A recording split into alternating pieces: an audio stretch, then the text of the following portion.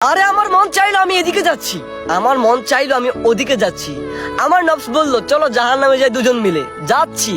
আমি খুশিতে মাথাহারা হয়ে যাচ্ছি জাহান্নামের দিকে। ভাইজান এমন কতদিন চাইবে?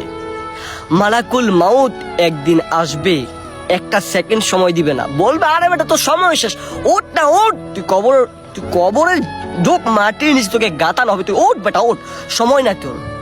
ওই দিন কি মনের কথা ওই দিন চলতে পারবেন? মালিক যেদিন ডাক দিবে বান্দা তোমার সময় শেষ, চলে আসো চলে আসো, তোমার পরীক্ষা শেষ, তোমার পরীক্ষা শেষ। ওই দিন কি মালিক আর আর 5টা মিনিট আমি আসতেছি। আরে মন বললো যে তুমি তখন মনকে বলিও মন আমাকে তুমি 5টা মিনিট সময় দাও। ভাইয়া মৃত্যু কখনো বলে আসে না, কখন মরবেন মৃত্যুর কোনো বয়স নাই। মনের কথা চলবেন না, মনের কথা উঠবেন না।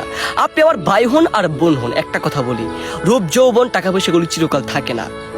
শুনুন, বেঁচে আছেন যতদিন ততদিন ইসলামের বিধান মানুন, আল্লাহ তাআলাকে ভয় করুন, দিনের পথে ফিরে আসুন।